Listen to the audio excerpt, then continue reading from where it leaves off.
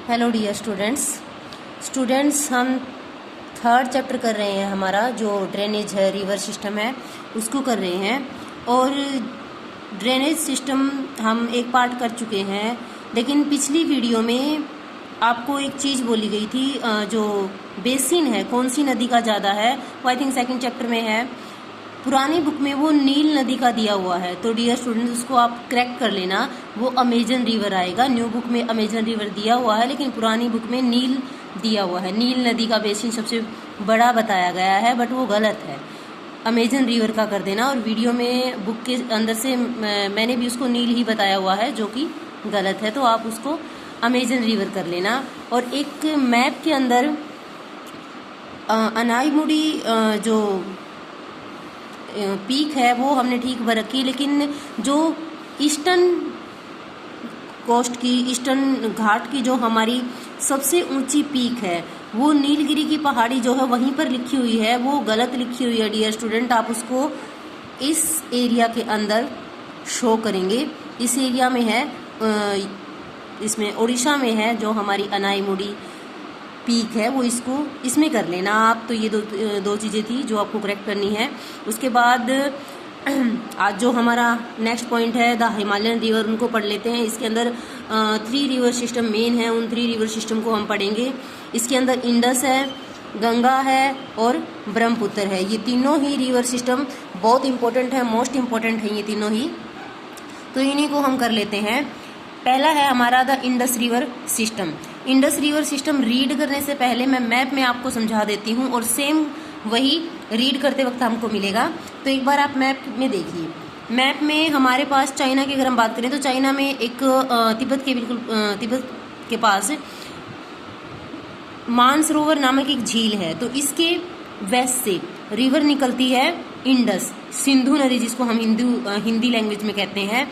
Indus river Ladakh district से entry करती है हमारे जम्मू कश्मीर में, और फिर इसको पूरा क्रॉस करके ये आगे पाकिस्तान में चली जाती है, और पाकिस्तान में आगे तक जाकर ये कराची से होती हुई साउथ में जाकर अरेबियन सी में गिर जाती है। तो ये हमारी इंडस रिवर है। अब इंडस रिवर का जो रिवर सिस्टम है वो कंप्लीट कर लेते हैं एक बार मैप से हम। अब ये जो मानसरोवर झील है, इसी के नीचे एक राकस्तान लेक है। राकस्तान लेक के पास से राकस्तान लेक से सतलुज रिवर निकलती है। सतलज भी लिखा हुआ मिलेगा आपको कहीं। तो सतलुज रिवर जो है इंडिया के अंदर एंट्री कर जाती है, फिर पंजाब से होती हुई ये इंडिया से बाहर पाकिस्तान चली जाती है, और पाकिस्तान में मिठानकोट में जाकर इंडस रिवर के अंदर ही विलीन हो जाती है, मिल जाती है। अब इसके अंदर और भी रिवर मिलती है, जैसे ब्यास है वो सतलुज में मिल जाती है, रावी है वो चिनाब में मिल जाती है, फिर झेलम है वो भी चिनाब में मिल जाती है, और फिर ये तीनों नदियाँ आगे आकर सतलुज में मिल जाती है, और सतलुज फिर इंडस में मिल जाती है। तो ये इसका नदी तंत्र है। अब आगे और देख लेते हैं, इसको डिटेल में हम रीड कर लेते हैं। The river Indus rises in Tibet near lake Mansarovar, तो तिब्बत में मानसरोवर लेक से निकलती है। फॉलोइंग वेस्ट में बहती है। It enters in India in the Ladakh district of Jammu and Kashmir. ये चीज़ें हम कर चुके हैं। लद्दाख डिस्ट्रिक्ट से जम्मू और कश्मीर में प्रवेश करती है। इट फॉर्म अ पिक्चरेस्क्यू गॉर्ज, ये गॉर्ज बनाती है जो बहुत ही सुंदर है।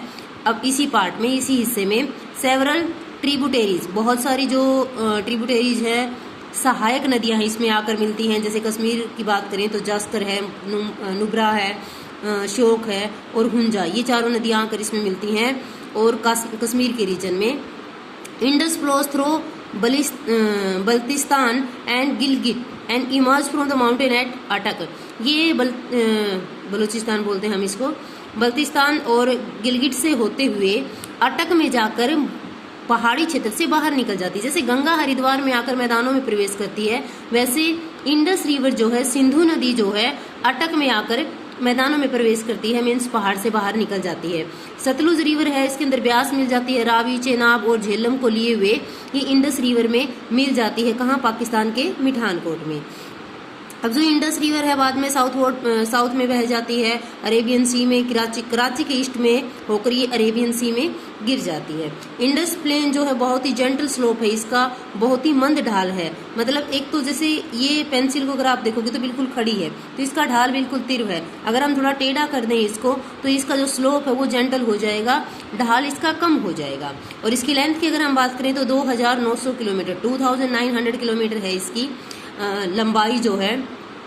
इंडस रिवर जो है लॉन्गेस्ट रिवर के अंदर आती है, मतलब जो दुनिया की लंबी लंबी नदियां हैं उनमें एक है हमारी इंडस रिवर। और इंडस रिवर जो है little over a third of the Indus basin is located in India in the state of Jammu and Kashmir. मतलब इसका बहुत सारा जो पार्ट है हमारे जम्मू और कश्मीर के अंदर ही इसका बेसिन बनाता है। हिमाचल प्रदेश इसके अंदर आता है, पंजाब और बाकी का पाकिस्तान के अंदर ये बेसिन बनाती है अपना।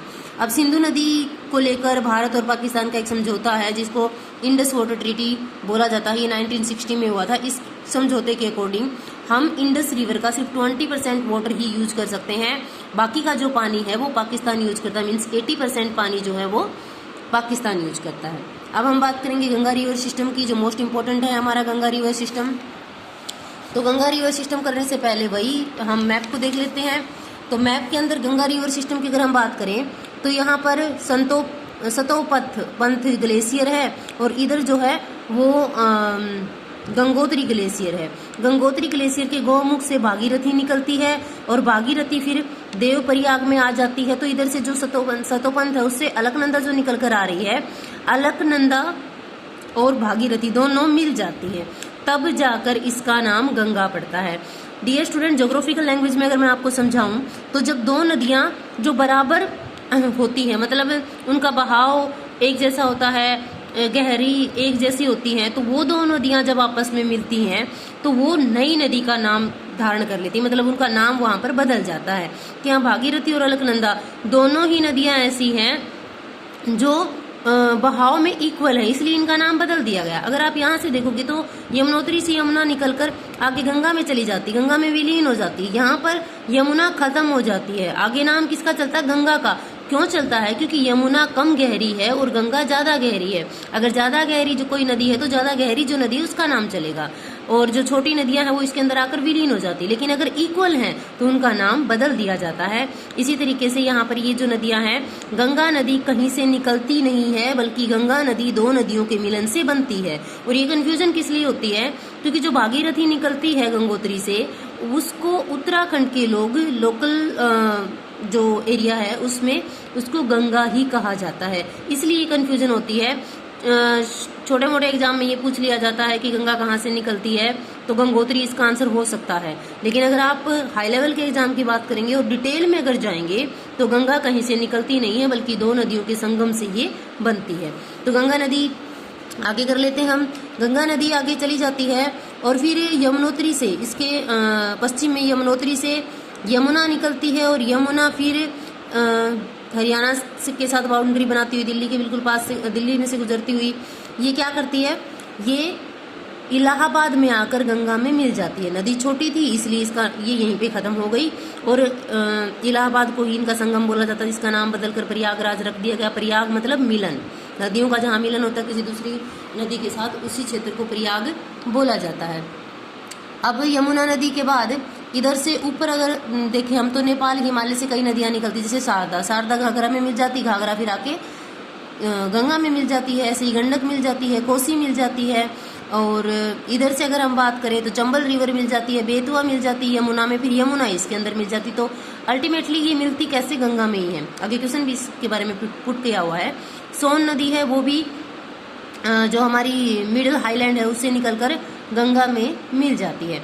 गंगा आगे जाकर पश्चिम बंगाल में दो धाराओं में बढ़ जाती है। इसकी एक पतली सी धारा तो पश्चिम बंगाल में चली जाती है, जिसको पश्चिम बंगाल के लोग तो भागीरथी कहते हैं, लेकिन वैसे ये हुगली के नाम से जानी जाती है। तो भागीरथी हुगली के नाम से ये जानी जाती है। और इसकी मेन धारा जो है वो बांग्लादेश में चली जाती है, जो आगे जाकर ब्रह्मपुत्र रिवर में मिल जाती है। हमारा गंगा नदी तंत्र था।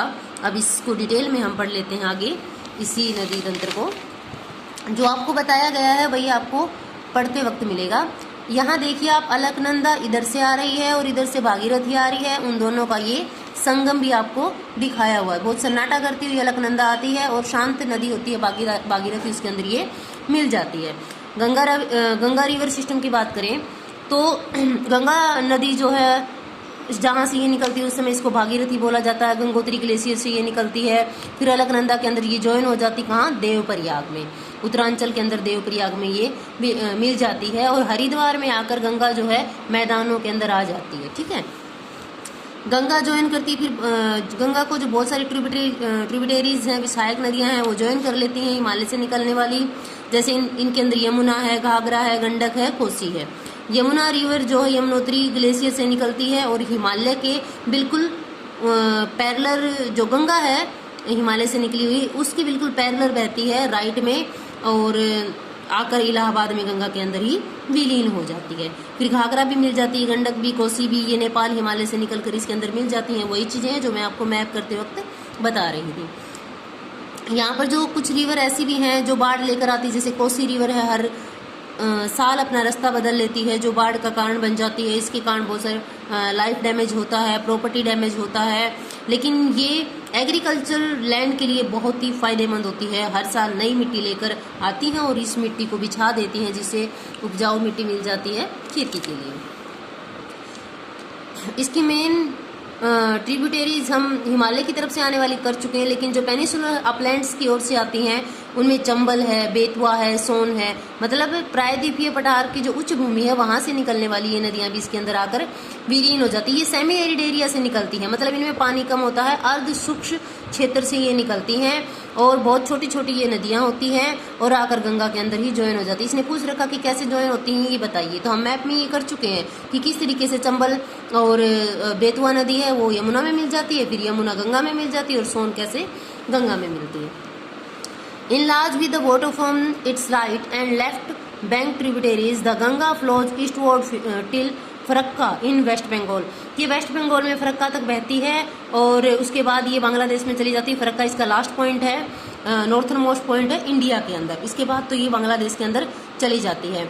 रिवर जो है वहाँ पर दो पार्ट में डिवाइड हो जाती है। एक जो इसकी डिस्ट्रीब्यूटरी निकलती है, मतलब इसकी वितरिका निकलती है, जो नदी आकर मिलती है उसे ट्रिब्यूटरीज कहते हैं। ट्रिब्यूटरीज कहते हैं मतलब सहायक नदी कहते हैं। और जो नदी इससे इसकी अगर एक धारा अलग हो जाती है किसी नदी की तो उसको हम डिस्ट्रीब्यूटरी कहते हैं या वितरिका कहते हैं। ठीक है, ये साउथ में बहती है, डेल्टिक प्लेन से बहती हुई बे ऑफ बंगाल में मिल जाती है, जो भागीरथी उगली है, जो पश्चिम बंगाल में है। और इसी के किनारे जो है वो जूट की खेती सबसे ज़्यादा की जाती है। मेन स्ट्रीम जो है वो साउथवर्ड में बांग्लादेश के अंदर बह जाती है और ब्रह्मपुत्र नदी के अंदर विलीन हो जाती है। ठीक है, वहां पर आगे जाकर इनका मेघना नाम होता है। This mighty river with water from the Ganga and the Brahmaputra flows into the bay of Bengal. The delta formed by this river is known as Sundarban delta. तो ये बे ऑफ बंगाल में आगे मिल जाती है और डेल्टे का निर्माण करती है, जिस डेल्टे का नाम है सुंदरबन डेल्टा। क्यों इसका नाम सुंदरबन है ये हम बहुत बार डिस्कस कर चुके हैं, क्योंकि यहाँ पर सुंदरी नामक वन जो है बहुत ज़्यादा है। दूसरी बात, ये एक जो इसके लिए हाईलाइट पॉइंट है, इंपॉर्टेंट पॉइंट है, इसके अंदर रॉयल बंगाल टाइगर है, बहुत ज़्यादा मिलते हैं सुंदरबन डेल्टा के अंदर। अब हम बात कर लेते हैं इसकी लेंथ की, तो इसकी लेंथ 2500 किलोमीटर है, मतलब 2500 किलोमीटर है इसकी। और ये चीज़ें हम कर चुके हैं इसके मतलब इंडस से कंपेयर करें तो इसकी लंबाई जो है वो कम है। फिगर को देखने की जरूरत नहीं है, हम ये सारी चीज़ें कर चुके हैं। अब एक बात आपको पता होनी चाहिए कि इधर तो इंडस चली जाती है और इधर से गंगा आ जाती है। ये बीच वाला क्षेत्र है ना, ये दो पानी वाले क्षेत्रों को अलग कर रहा है, तो इसको हम क्या कहेंगे, वाटर डिवाइड कहेंगे। ये स्टार्टिंग में हम कर चुके हैं। और इस वाटर डिवाइड का नाम क्या है, जो इंडस और गंगा को अलग करता है, उसका नाम है अम्बाला। तो अम्बाला उस क्षेत्र के ऊपर है जो क्षेत्र इन दोनों नदियों को अलग करता है। तो आप समझ गए होंगे कितना इंपॉर्टेंट है अम्बाला, मतलब किस तरीके से एक मतलब पहचान बनाया और हमारे लिए हमें नंबर देने वाला है जीके के अकॉर्डिंग। ठीक है, तो सुंदरबन डेल्टा तक इसकी जो कहाँ तक ये फैली हुई, 1800 किलोमीटर तक ये फैली हुई, अम्बाला से लेकर सुंदरबन डेल्टा तक। ध्यान रहे, अम्बाला से लेकर सुंदरबन डेल्टा तक 1800 किलोमीटर फैली हुई है। और दूसरी बात, इसकी स्लोप की अगर हम बात करें, स्लोप क्या होता है, ये ढलान, जैसे ये पेंसिल खड़ी है फिर ये ढलान हो गया इसका। तो ढलान की अगर बात करें तो स्टार्टिंग से लेकर एंडिंग तक सिर्फ 300 मीटर ही ढलान इसका होता है। सीधी सी बात है, जब हम 6 किलोमीटर का एरिया कवर कर लेते हैं, 6 किलोमीटर हम चले जाते हैं, तो सिर्फ 1 मीटर ही ढलान होता है। समझ गए होंगे आप सभी। और इस तरीके से ये मिंडर्स बनाती है। मिंडर्स क्या होते हैं? ऐसे जब रिवर चलती है, जब ज़्यादा ही मोड़ ले लेती है, ये वाले क्या कहलाएंगे? फिर मिंडर्स कहलाएंगे। ओके, अब है हमारा the Brahmaputra river system. Brahmaputra river system वही मैप के अंदर बाद में करेंगे, पहले हम इसको डिटेल में पढ़ लेते हैं। तिब्बत के ईस्ट में जो मानसरोवर लेक है वहाँ से निकलती है, उसके बिल्कुल पास से, और जहाँ से इंडस और सतलुज निकलती हैं। ये इंडस से थोड़ी सी लंबी है, 2 देशों को कवर करती है, 2 देशों को वो भी कवर करती है, 3 देशों को कवर करती है। ठीक है, क्योंकि बांग्लादेश भी शामिल है इसके अंदर। और ये जो है ईस्टवार्ड बहती हुई हिमालय के और नामचा बरवा से यू टर्न लेते हुए ये अरुणाचल प्रदेश में एंट्री कर जाती है। वहाँ इसका नाम दिहांग होता है। फिर इसके अंदर 2 नदियाँ मिल जाती है, दिबांग और लोहित। और कैनुला जो है वो भी इसकी एक छोटी सी ट्रिब्यूटरीज है। और ये तीनों नदियाँ इसमें मिलकर इसके बहाव को और भी बढ़ा देती हैं, और असम में आकर इसका नाम बदल जाता है, इसको ब्रह्मपुत्र के नाम से पहचाना जाता है। और हम पीछे सेकंड चैप्टर में कर चुके हैं, इसमें पूछा हुआ है कि ब्रह्मपुत्र के अंदर कौन सा आइलैंड है जो सबसे बड़ा नदीय द्वीप है। नदी के अंदर कौन सा सबसे बड़ा आइलैंड है? वो मजोली है। ठीक है, माजोली बोला जाता है इसको। ठीक है, तिब्बत के अंदर जो रिवर है इसके अंदर वाटर वॉल्यूम कम होता है, सिल्ट गाद वगैरह बहुत कम होती है, ड्राई एरिया होता है यहाँ पर। लेकिन जब ये इंडिया के अंदर आती है तो हमारे यहाँ रेनफॉल जो है वो ज़्यादा है उस एरिया में जहाँ ब्रह्मपुत्र बहती है, तो इसके पानी का वॉल्यूम है वो भी बढ़ जाता है, इसके अंदर सिल्ट की अमाउंट है वो भी बढ़ जाती है। ब्रह्मपुत्र है वो ब्रेडिड चैनल है। ब्रेडिड चैनल मतलब जैसे कि ये नदी आ रही है, ये नदी आगे कई धाराओं में बढ़ जाती है ऐसे, और आगे जाकर ये धाराएं सारी आपस में मिल जाती हैं, तो बीच में ये आइलैंड बन गए ना। तो इस तरीके से आइलैंड बनाती हुई नदियों को के चैनल को हम ब्रेडिड चैनल बोलते हैं। तो इसके अंदर बहुत सारे आइलैंड हैं, और एक मेन आइलैंड हम कर चुके हैं जो ब्रह्मपुत्र का नदीय द्वीपों में से, मतलब ऐसा इतना बड़ा किसी भी नदी के अंदर द्वीप नहीं है जितना कि ब्रह्मपुत्र के अंदर है। ठीक है, तो ये चीज़ें हम कर चुके। ब्रह्मपुत्र का आइलैंड हमसे पूछा गया है। ठीक है, every year during the rainy season जब होता है तो ये ओवरफ्लो हो जाती है, रिवर किनारों के बाहर बहने लगती है। इसके कारण असम के अंदर बाढ़ आ जाती है, बांग्लादेश के अंदर बाढ़ आ जाती है। ब्रह्मपुत्र रिवर जो है वो अपना ह्यूज डिपॉजिट करती है सिल्ट का, मतलब ज़्यादा से ज़्यादा सिल्ट डिपॉजिट कर जाती है। दूसरी बात, इसके तली में, इसका जो तल होता है वहाँ पर ये ज़्यादा सिल्ट होता है, इसके कारण इसके अंदर बाढ़ आ जाती है। ठीक है, और इसी के कारण ये ज़्यादा से ज़्यादा चैनल में बढ़ जाती है। तो आज डियर स्टूडेंट हम यहीं तक करेंगे, पेनिनसुलर रिवर को हम नेक्स्ट वीडियो में देखेंगे। उससे पहले हम ब्रह्मपुत्र रिवर सिस्टम को मैप में कर लेते हैं।